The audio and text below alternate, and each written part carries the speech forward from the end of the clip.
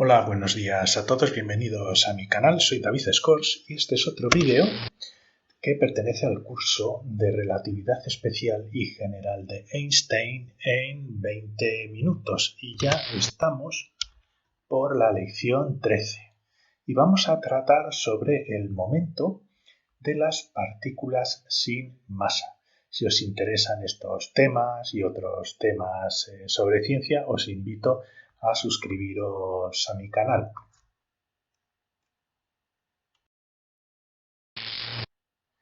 Los objetivos del curso, y yo sé que muchos de vosotros estaréis hartos de ver esta diapositiva, pero está dirigida para aquellos que se encuentran con el canal por primera vez. Los objetivos de este curso son, es un curso que consiste en lecciones breves, cada uno intento que sea alrededor de los 20 minutos, pero bueno, ya sabéis que hay alguna excepción si el tema es especialmente complejo. Es un curso completo de relatividad y mi intención es darlo a nivel universitario, con lo cual es un curso bastante serio. Pero el punto de partida para poder seguir este curso pues son matemáticas de secundaria, de ESO, de BUPICO, no sé cómo queráis llamarlo. Lo que pasa es que es aconsejable seguir el curso desde la lección 1 porque en cada lección tratamos sobre unos temas muy específicos en los cuales voy a suponer que ya los conceptos principales que se están tratando, los más principales ya los habéis visto en lecciones previas. Incluso así intentaré que en cada lección se entienda todo bien, incluso si no habéis seguido el curso lección a lección. Está dirigido a personas que no han tenido la oportunidad o el tiempo de estudiar relatividad y voy subiendo aproximadamente una lección a la semana, una lección cada 2 semanas, porque también tengo al mismo tiempo otro curso de agujeros negros, otro curso de estadística, en fin, pues voy subiendo, procuro que una vez a la semana o cada 2 semanas.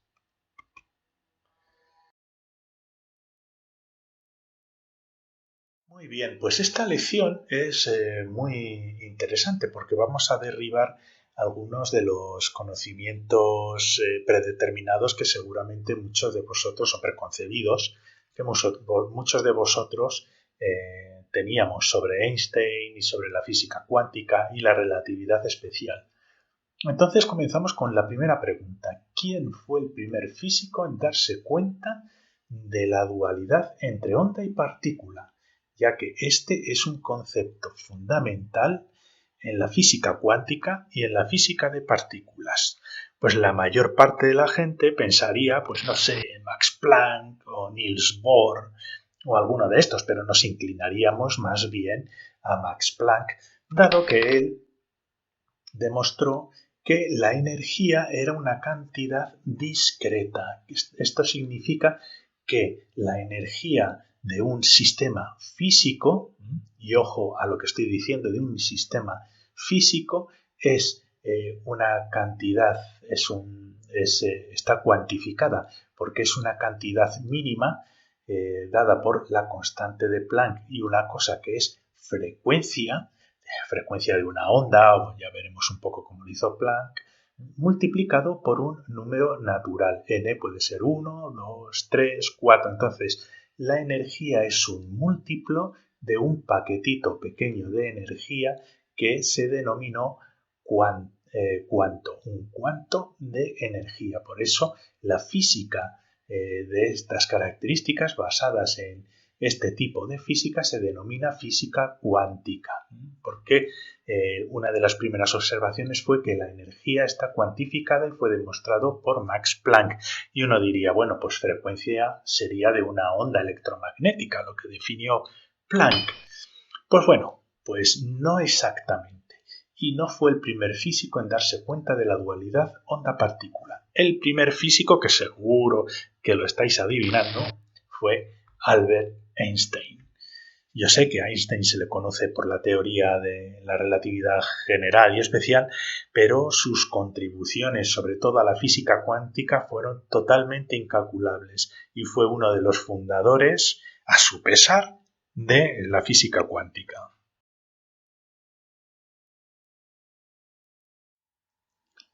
Muy bien, todos creíamos que era Max Planck, ¿verdad? Pues no, no fue Max Planck. Lo que hizo Max Planck fue lo siguiente. En primer lugar, consideró una caja cerrada y los bordes, las paredes de las cajas, él consideró que estaba hecha de pequeños componentes, osciladores armónicos que hacen pues lo que estáis viendo aquí, que son como muelles y están oscilando con unas determinadas energías. Y lo que asoció la vibración y la energía de estos constituyentes de las paredes de una manera un poco surrealista, lo asoció a las vibraciones de ondas electromagnéticas emitidas dentro de esta caja. Y así pues tendríamos diferentes colecciones de ondas. Ondas de esta longitud y frecuencia, algunas de mayor frecuencia y finalmente ondas de altísima frecuencia. Pero las frecuencias de estas ondas vendrían determinadas por las frecuencias de oscilación de estos osciladores armónicos que constituyen las paredes de esta caja. Esto fue lo que hizo Planck. Y gracias a esta aproximación, digamos, experimental, este modelo físico, demostró que la energía estaba cuantizada. Las oscilaciones, las frecuencias de oscilación de estos osciladores dependían de la temperatura de esta caja.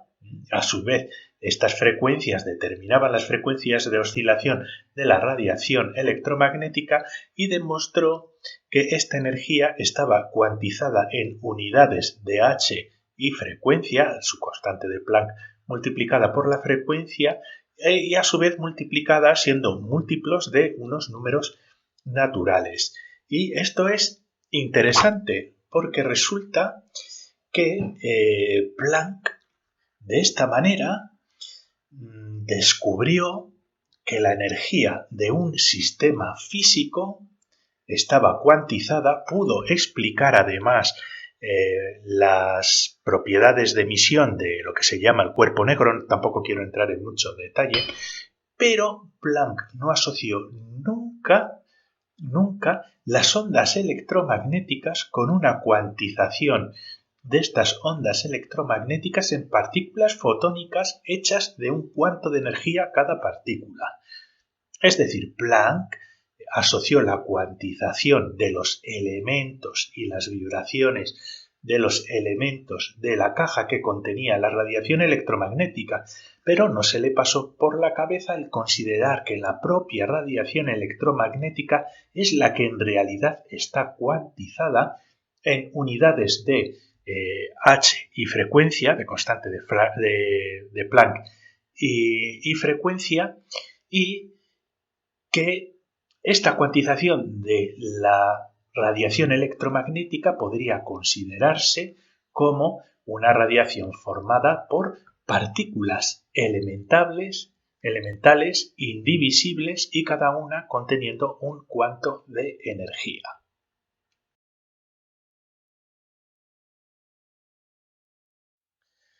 Esta publicación lo cambió todo, porque Einstein sí que lo hizo. Esta es una traducción, os lo pongo aquí por si queréis descargárosla, supongo que es gratis, es una traducción de 1965 del paper que publicó, de la publicación que publicó Einstein sobre la propuesta del concepto del fotón. Fijaos, el fotón como concepto, como unidad de partícula de una radiación electromagnética con un cuanto de energía cada fotón, esa invención fue de Einstein. ¿De acuerdo? Einstein inventó el concepto de fotón. Y le dieron el premio Nobel por este tipo de estudios, no por la relatividad. Le dieron más concretamente por la explicación del efecto fotoeléctrico, pero realmente le premiaron por toda su contribución a los estudios de mecánica cuántica, sobre todo el concepto de dualidad de partícula y onda y el concepto de fotón como una unidad de partícula de la radiación electromagnética. Así que fue Einstein y recibió el premio Nobel. De hecho, por ejemplo, esta fue una conferencia muy importante organizada por Solvay, que creo que era un químico orgánico, una cosa así, y él decidió montar una especie de conferencia con los mejores físicos de la época para tratar precisamente sobre las nuevas innovaciones y los avances que se estaban dando en lo que se iba a conocer como mecánica cuántica, física cuántica. Y uno de los invitados fue Einstein, con 32 años, uno de los más jóvenes. Aquí está Marie Curie, que también fue invitada, y creo que Max Planck, creo que es me parece que está por aquí. Pero bueno, se reunieron aquí de los físicos más famosos de la época para intentar poner en conjunto conceptos fundamentales que iban a cambiar el entendimiento de la física moderna en aquella época. Vamos a ir en concreto por qué Einstein publicó su concepto de fotón, el concepto de que la radiación electromagnética podía estar constituida por partículas, pero partículas que no tenían masa. Hay que tener en cuenta que cuando él publicó su trabajo sobre el fotón ya tenía muy avanzada la teoría de la relatividad especial, y la teoría de la relatividad especial nos permite concluir cosas muy curiosas, como por ejemplo que una partícula que no tiene masa, sin embargo, sí que puede tener momento. La luz tiene momento. Si nosotros lanzamos un rayo de luz contra una hoja de papel muy fina, podríamos medir el momento que transfiere esa onda electromagnética a ese papel muy fino que se le interpone. Y si es un láser de mucha potencia, ni os digo, imagina como en Star Wars, ¿no? Pues bueno, vamos a comenzar desde el principio. El concepto de momento se definió inicialmente para partículas con masa, ¿de acuerdo? Entonces tenemos aquí una roca que se mueve con una cierta velocidad. Y bueno, no es lo mismo una roca de 1000 kilos a 1 metro por segundo que si tenemos una pluma que se mueve y esta pluma tiene 1 gramo y se mueve a la misma velocidad a 1 metro por segundo. Entonces podemos definir una característica física asociada a las partículas que depende de la masa de las partículas y la velocidad a la que se están moviendo. Y a eso lo llamamos momento. El momento es igual a la multiplicación de la velocidad de una partícula por su masa. Y es una de las primeras definiciones ya desde los tiempos de Newton.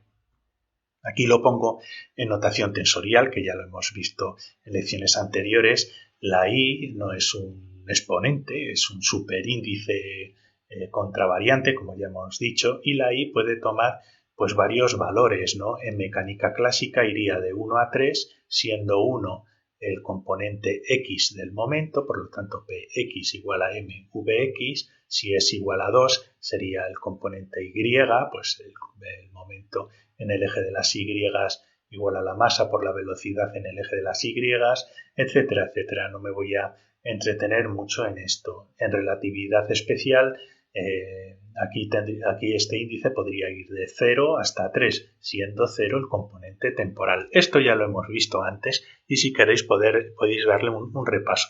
Pero lo importante es que el momento se define como la multiplicación de la masa por la velocidad de la partícula. Depende directamente de la masa.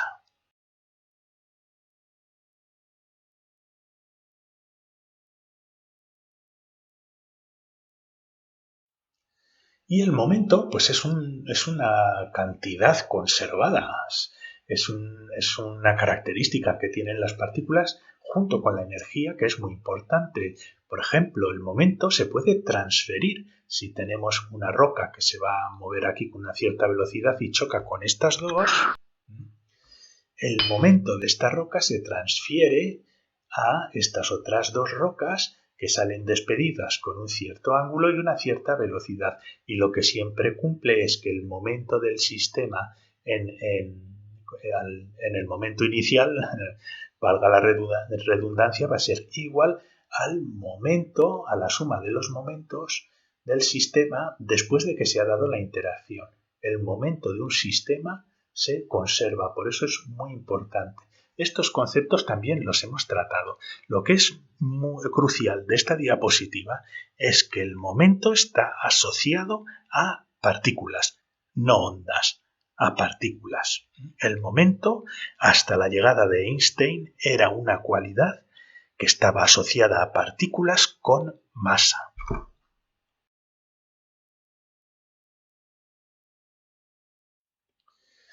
Bueno, pues entonces la masa es fundamental para el momento, ¿o no? Pues bueno, vamos a estudiarlo desde el punto de vista de la relatividad especial, y fijaos que esta fue una de las pistas que le dio a Einstein la idea de que también las partículas sin masa podían tener momento y que una radiación electromagnética podría modelarse como un conjunto de partículas sin masa con momento que se están trasladando por el espacio. Pues vamos a ver cómo lo hizo. Y para ello vamos a estudiar la métrica de la relatividad especial y vamos a ver qué pasa. Entonces tenemos aquí nuestro espacio de 4 dimensiones. Esta de aquí es la dimensión temporal. Con CT ya he explicado hasta la saciedad por qué se pone CT en lecciones anteriores, y aquí lo que hemos hecho es compactificar las 3 dimensiones del espacio en un solo eje porque es más fácil de visualizar, pero estos realmente son 3 ejes ortogonales. X con la Y latina puede ser X1, que es el eje de las X, X2, el eje de la Y, y X3 el eje de la Z, ¿vale? Es una manera simplificada de representar estas 4 dimensiones. Recordemos que podemos poner 2 puntos dentro de nuestro espacio relativista y calcular una distancia de longitud de espacio-tiempo entre estos 2 puntos. Aquí estoy eligiendo una distancia diferencial, es un intervalo muy pequeñito de tiempo propio. Recordad que la distancia de espacio-tiempo en relatividad se puede expresar como espacio propio o como tiempo propio. Son la misma expresión, pero varían las unidades en las que lo estamos midiendo. Pero es una distancia. Y como ya hemos visto en otras lecciones, la distancia al cuadrado, la distancia propia al cuadrado en forma de tiempo propio es igual a la coordenada temporal al cuadrado menos los cuadrados de las coordenadas espaciales, los intervalos en el eje de las X, de las Y y de las Z, aquí ya me he vuelto otra vez a la nomenclatura convencional, dividido entre C cuadrado, ¿de acuerdo? Esta es la expresión de tiempo propio relativista e implica la distancia en el espacio-tiempo entre 2 puntos, ¿de acuerdo? Esta es la métrica del espacio relativista y solo esta fórmula es suficiente para derivar todas las ecuaciones de la relatividad especial, incluida la que vamos a estudiar hoy. Como ya os he dicho en otras lecciones y os acabo de repetir, todo está codificado en la métrica. Así que la ponemos aquí bien en grande, en tiempo propio, tiempo de coordenadas y las coordenadas espaciales dividido entre C cuadrado, y lo que vamos a hacer es dividir todo entre tiempo propio y así nos queda un 1 aquí nos queda la división entre el tiempo de coordenadas al cuadrado y el tiempo propio al cuadrado, y después tenemos toda esta expresión dividido por el tiempo propio. Y quiero que os fijéis una cosa, tenemos aquí un C cuadrado, entonces lo que vamos a hacer es multiplicar la parte izquierda y derecha por C cuadrado para quitarlo del denominador.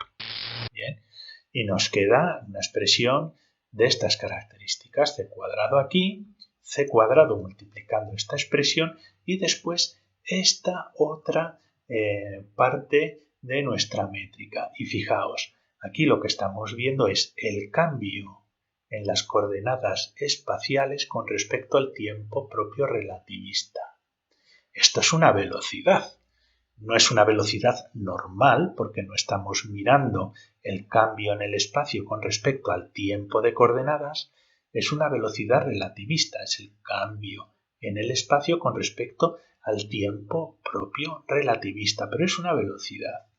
Y esta de aquí pues también es otra velocidad. Esta expresión corresponde a la velocidad propia relativista, pero en el tiempo, el componente tiempo de la velocidad propia, algo de lo que ya hemos tratado en lecciones anteriores. Por lo tanto, podemos sustituir estas expresiones, que queda mucho más fácil, poniendo que esto de aquí es el cuadrado del componente temporal, por eso ponemos el superíndice 0 contra variante, porque implica que es el componente en el tiempo de coordenadas de la velocidad propia, porque está dividido entre el tiempo propio al cuadrado, menos cada uno de los componentes en el X, en el eje de las Y, por eso ponemos el 2, y en el eje de las Z, por eso ponemos el 3, de la velocidad propia en el eje de las X, Y y Z al cuadrado.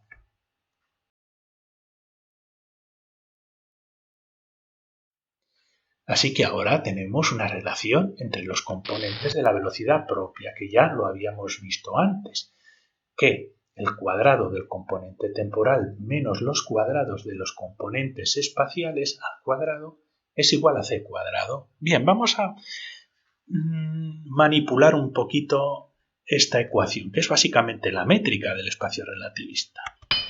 Vamos a multiplicar todo por la masa al cuadrado para transformar estas velocidades propias en momentos propios. ¿Vale? Tenemos m cuadrado c cuadrado y multiplicamos cada velocidad propia por m cuadrado. ¿Y qué nos queda? Pues nos queda que m cuadrado c cuadrado es igual al cuadrado del componente tiempo del momento propio menos los cuadrados de los componentes espaciales del momento propio. Este es el vector de momento, como ya lo habíamos visto en lecciones anteriores. Muy bien, pues ya tenemos estos momentos. Esto lo podemos simplificar, porque aquí tenemos los distintos componentes, pues lo podemos poner como p cuadrado, entendiendo que p es como se dice, es el módulo, es la distancia del momento al cuadrado, la longitud del vector de momento en sus componentes espaciales al cuadrado, ¿de acuerdo? Lo que entenderíamos por el momento normal y corriente, pero relativista.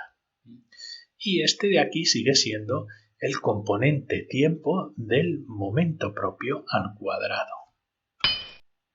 Recordad que en lecciones anteriores ya habíamos demostrado que este componente temporal del momento propio corresponde a la energía total de la partícula dividida entre c. Esto fue en algunas de las lecciones anteriores, entonces lo sustituimos.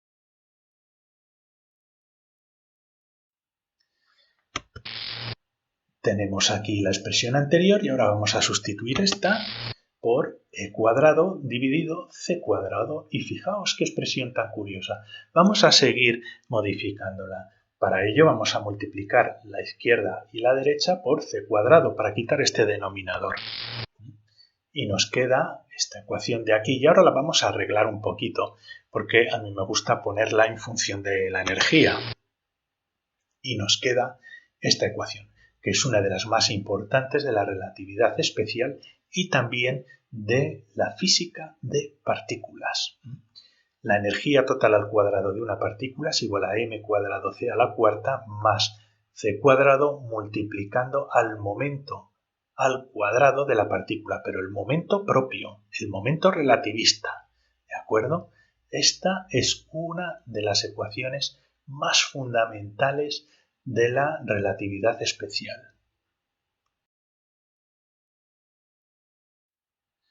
Vamos a estudiarlo un poco y entenderemos por qué es tan importante. Así que lo que vamos a hacer primero es aplicar esta fórmula a una partícula que tiene masa, pero que está quieta, que no tiene movimiento y su momento es cero, ¿no?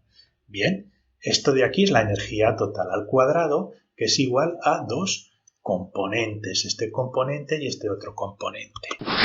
Aquí tenemos nuestra partícula quietecita sin moverse y eso implica que el momento relativista en las coordenadas espaciales es cero. ¿Por qué? Porque no se está moviendo, la velocidad propia es cero.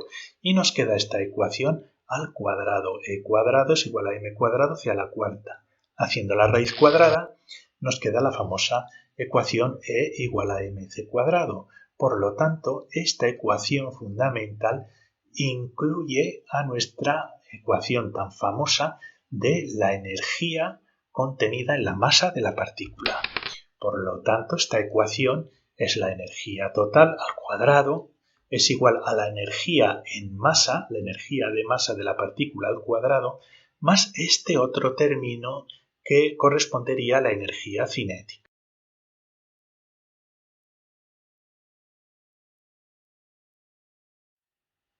Muy bien, y ahora vamos a ver, la masa se va a ir moviendo, ¿de acuerdo? Se ha movido, ha recorrido una trayectoria, tenemos nuestra fórmula, vamos a aplicarla y tendríamos que esto es la energía total en el caso de esta partícula, que es igual a la energía en masa más la energía cinética. Esto corresponde a la energía cinética de la partícula. Muy bien, así que esta ecuación recapitula toda la información sobre energía de una partícula. Incluye la expresión tan famosa E igual a mc cuadrado y también corresponde a la conservación de la energía, masa y momento. ¿Por qué? Porque esta fórmula es una expresión de la conservación de estas tres cantidades para una partícula. Esto lo hemos explicado en la lección, creo que en la lección anterior, pero bueno, es una manera muy bonita y muy simplificada de poder verlo, ¿de acuerdo? Esta relación.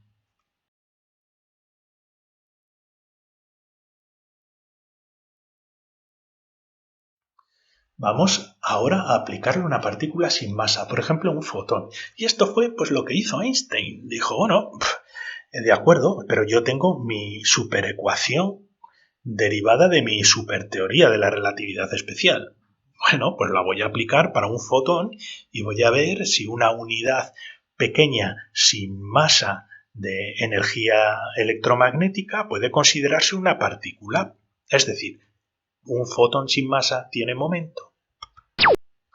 El fotón se mueve, eso indiscutiblemente. Así que tenemos la fórmula, pero claro, el fotón, esto es cero. Y nos queda esta expresión. ¿De acuerdo? Y si la simplificamos, nos da que el momento relativista de un fotón es igual a su energía entre c. Pero podéis decir, oye, esto tiene truco. Para derivar la ecuación, lo que has hecho antes es multiplicar la ecuación por la masa y entonces has definido ese momento relativista también en las coordenadas espaciales, tiene que tener la masa. Sí, es cierto, pero si nosotros incluyéramos la masa aquí, saldría que la energía del fotón desaparece. Es decir, para que esta ecuación tenga sentido aplicada a un fotón considerado como una partícula sin masa, aunque parezca una contradicción, para ello el momento de este fotón es independiente de la masa. No podemos meter aquí y eliminar este momento, porque entonces nos queda una contradicción, que la energía del fotón es cero y no es cero. Además hay experimentos como el efecto fotoeléctrico y como otros efectos de dispersión que se explican debido al momento de las ondas electromagnéticas y de hecho el momento es una cosa que se puede medir. Entonces tenemos esta ecuación tan famosa que nos relaciona el momento de una partícula como el fotón sin masa con su energía dividido entre c y obviamente la energía de un fotón es igual a la constante de Planck multiplicada por su frecuencia, que lo podríamos poner aquí y de esta manera podemos como se dice, asociar directamente el momento de una partícula con su frecuencia. Los fotones tienen así momento, pero tienen momento porque tienen energía. Y recordad que en la relatividad especial la energía y la masa es lo mismo. Entonces Einstein dice, sí, vale, el fotón no tiene momento, o sea, no tiene masa, pero tiene energía. Entonces, la energía del fotón está supliendo a la masa en la expresión del momento. ¿Vale? ¿Por qué? Porque la energía en relatividad especial y la masa son lo mismo. De hecho, si trabajamos en unidades en las que la velocidad de la luz es igual a 1, que se suele hacer en astrofísica y en física de partículas, entonces veréis que el momento es igual a la energía del fotón. Y aunque no tengan masa, pueden comportarse como partículas hechas por cuantos de energía. Los cuantos de energía, los saquitos de energía electromagnética del fotón, es lo que le dan su entidad como partícula. Es lo que sustituye a la masa. No es una masa propiamente dicha, pero es una energía de un cuanto del fotón que contribuye a su momento. Yo sé que es difícil de entenderlo, pero esto fue uno de los cambios tan fundamentales que trajo la relatividad especial, y de hecho el concepto de fotón no se aceptó inmediatamente. Einstein lo publicó y creo que casi pasaron 20 años hasta que fue aceptado de manera general por la comunidad científica. Hay que tener en cuenta esto.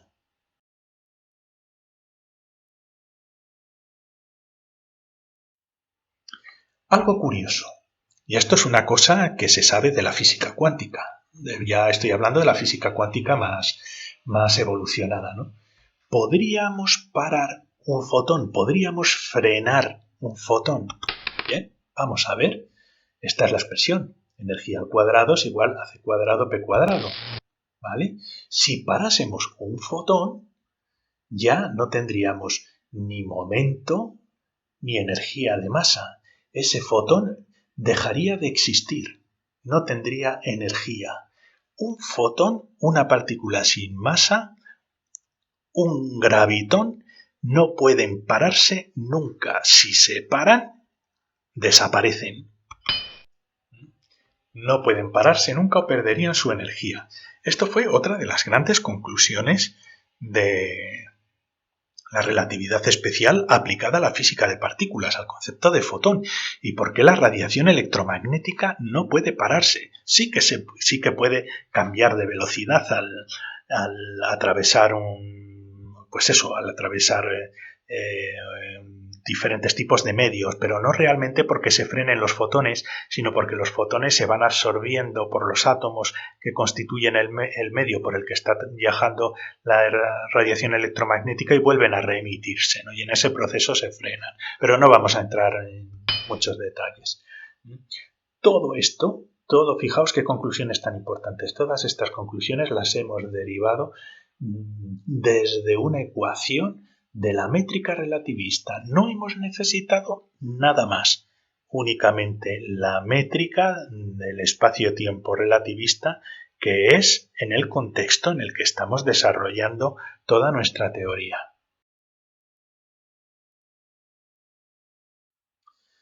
Así que, finalmente, debido a que la masa no puede incorporarse en la definición de momento, actualmente la definición de momento es muy general, no incorpora la masa, sino que se define el momento conjugado como la derivada parcial de una función de Lagrange entre los diferentes componentes de las velocidades en los distintos ejes de coordenadas. Esto ya lo hemos visto en lecciones anteriores.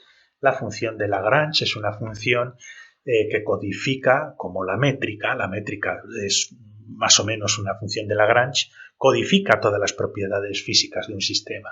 Y de manera general, en vez de una P o una P grande o muchas veces el momento conjugado general se define como un pi, ¿no? El pi con índices contravariantes, etcétera, etcétera. La verdad es que pi se utiliza para todo y a mí me confunde mucho. Yo prefiero ponerle la p, pero bueno, que lo sepáis. El momento conjugado general se define de esta manera y en esta definición ya la masa no interviene.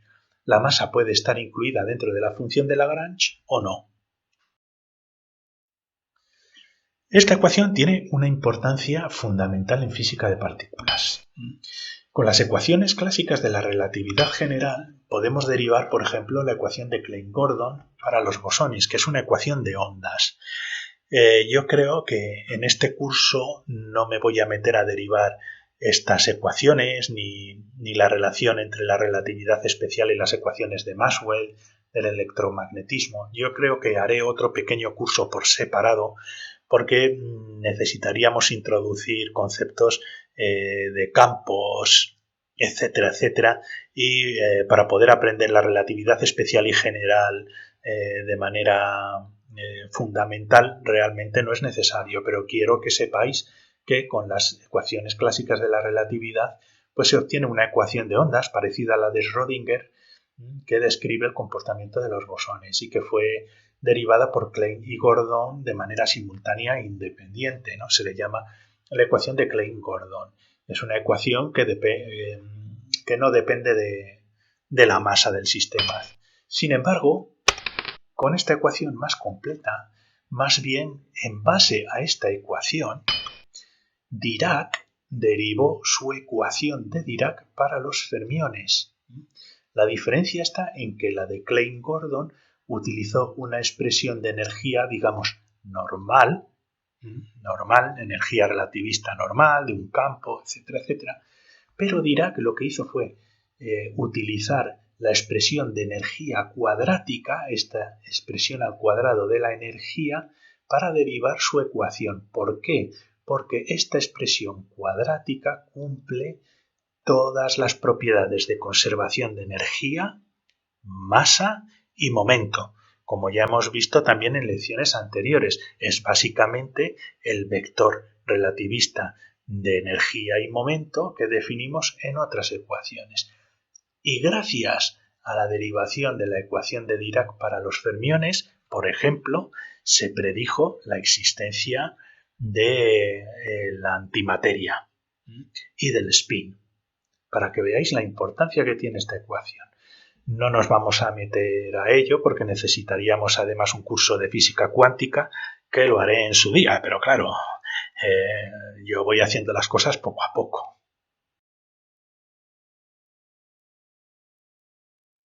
Así que muchas gracias por vuestra atención. Si os ha gustado este vídeo, esta presentación, os invito a, si queréis, a suscribiros a mi canal, en el cual pues voy subiendo vídeos de este curso, de un curso de agujeros negros, también tratamos temas de terapia génica, en fin, intento que sea lo más variado posible. Muchas gracias por vuestra atención y hasta la próxima lección.